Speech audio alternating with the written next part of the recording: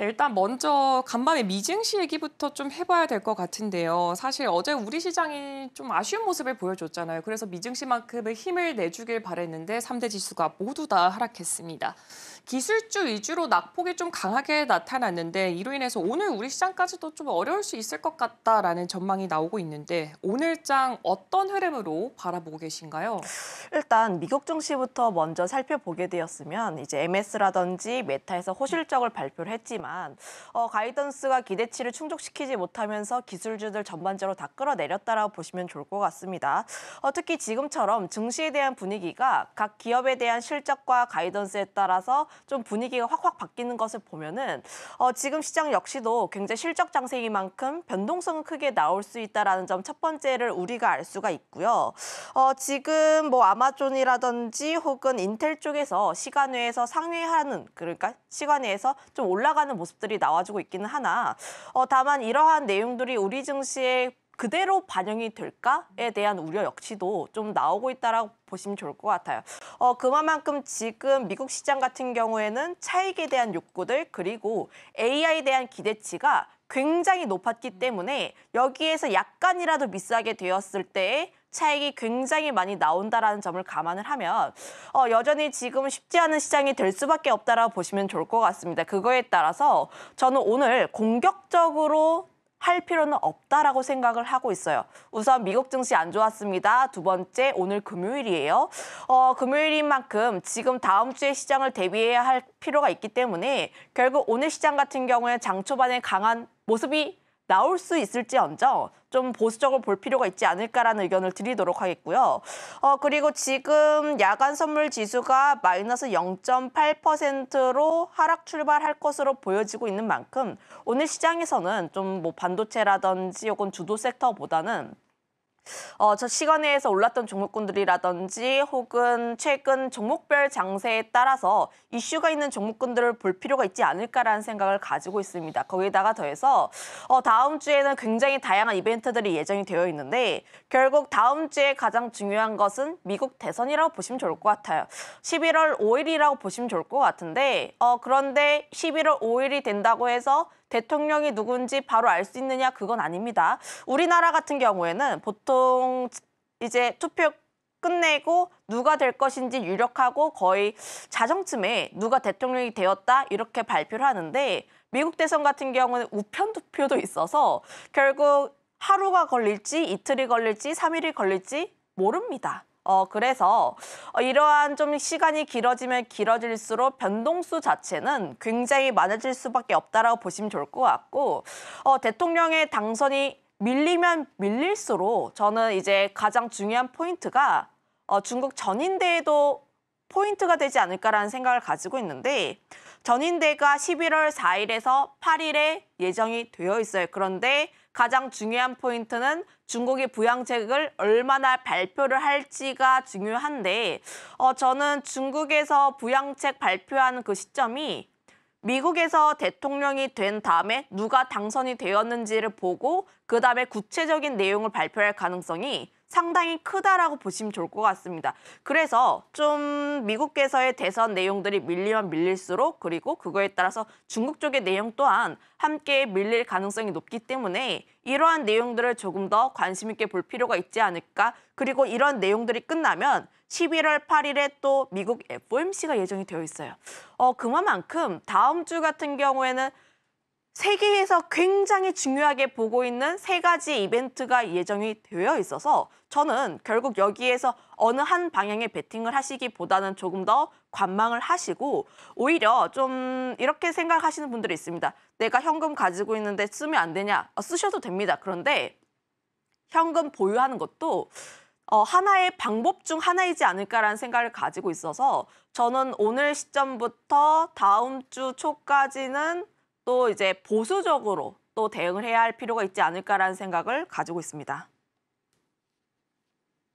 네, 일단 간밤에 미증시 3대 지수가 모두 다 하락하는 모습을 보여주기도 했습니다. 기술주 위주로 주가가 좀 크게 빠졌기 때문에 우리 증시에도 영향이 미칠 수밖에 없을 것 같다라는 의견이 나오고 있고요.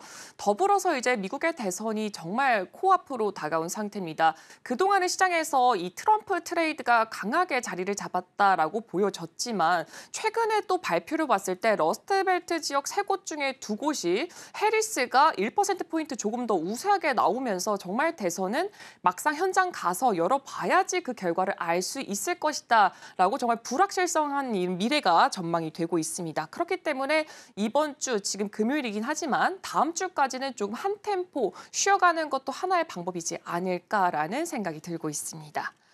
그리고 우리 시장 같은 경우에는 어제가 참 제가 개장 브리핑을 했었거든요. 개장 브리핑을 하고 맵을 열었는데 깜짝 놀랐어요. 모두 다 하락하고 있어가지고. 그런데 신기하게도 사실 이 하락 출발 자체가 삼성전자의 실적이 좀 핵심이지 않았나 싶었어요. 매출액 자체가 이 컨센을 좀 하회하는 모습을 보여주면서 시장이 좀 하락 출발을 했는데 막상 이 컨퍼런스 콜 이후에는 다시금 좀 올라오는 모습을 보여주더라고요. 그래서 어제 같은 경우에는 컨콜을 좀 지켜봐야 된다라는 목소리가 굉장히 높게 나왔는데 여기서 컨콜에서 과연 어떤 내용이 나왔고 우리가 좀 주목해봐야 할 포인트가 어떤 거길래 시장에서 이런 이야기가 계속 나오고 있을까요?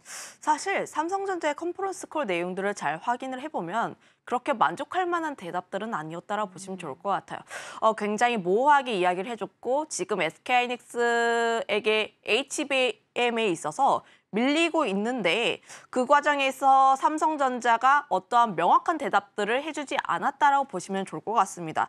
좀 긍정에 대한 내용들 그리고 부정에 대한 내용들로 좀 구분지어 볼 수가 있는데 긍정적인 내용들은 일단 삼성전자가 HBM 관련했을 때 4분기 판매 확대를 하겠다라는 내용들이 나왔고 지금 과정에 있어서 결국 엔비디아에 대한 퀄 테스트 승인에 대한 여부가 곧 나오지 않을까라는 생각을 가지고 있습니다. 일단 이 내용들을 긍정에 대해서 분류를 했고 그다음에 또 중요한 것이 지금 단기 수익성을 보는 것이 아니라 장기로 체질 개선을 해 나가겠다라는 이야기를 했어요. 그 뜻은 삼성전자 역시도 지금 우리의 상황을 잘 알고 있다라는 겁니다. 상황을 잘 알고 있고 지금 단기적으로 내가 어떠한 수익을 보겠다보다는 앞으로 후위를 조금 더 도모하겠다 그거에 따라서 적과의 동침 이제 TSMC와의 협업 내용들도 어느 정도 시사하게 되면서 지금 삼성전자로서는 지금 상황을 개척하기 위해서 조금 더 노력하고 있다라는 것이 긍정에 대한 내용이라고 보시면 좋을 것 같아요. 그런데 부정에 대한 내용들, 캐펙스 투자에 대해서 자신감이 없었습니다.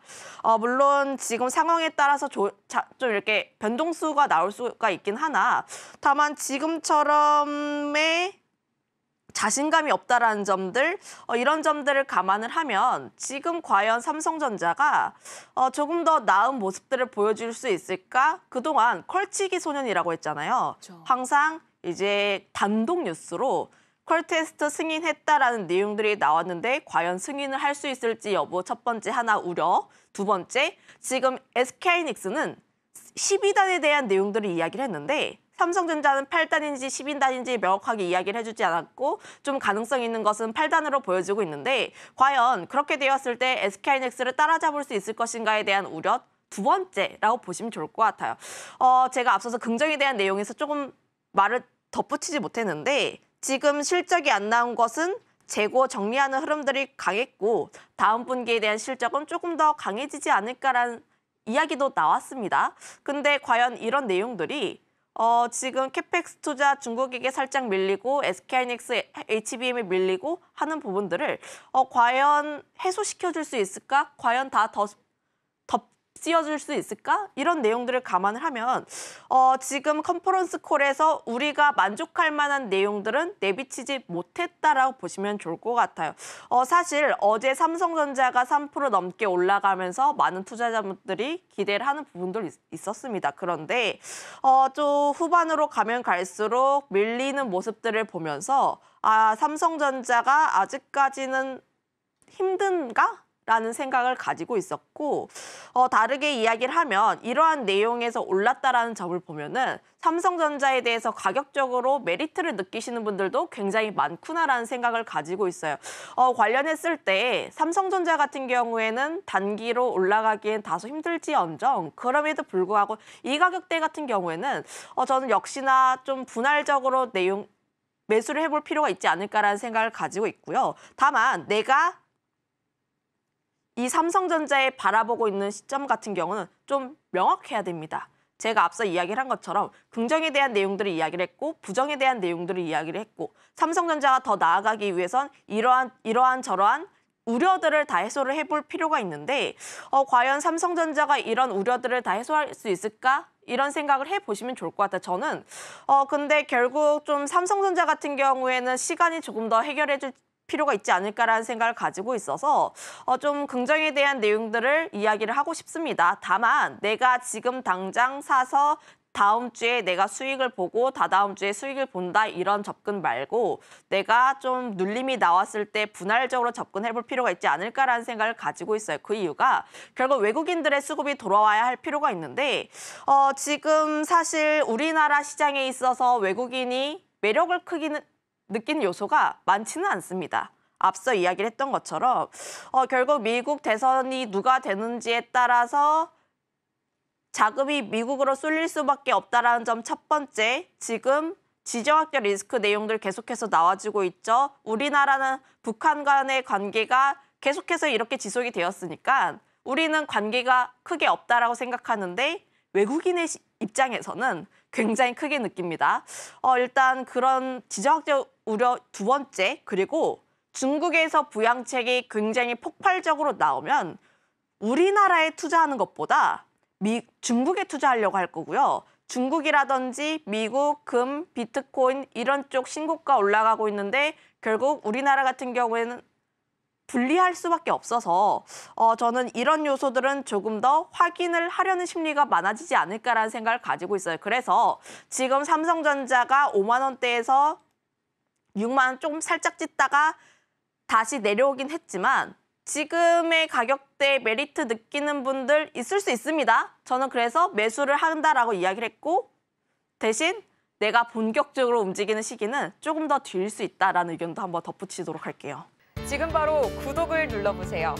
실시간 경제 뉴스, 투자 전문가들의 다양한 시황과 정확한 분석, 또 알찬 투자 정보까지 신뢰할 수 있는 저희 서울경제TV와 함께하세요.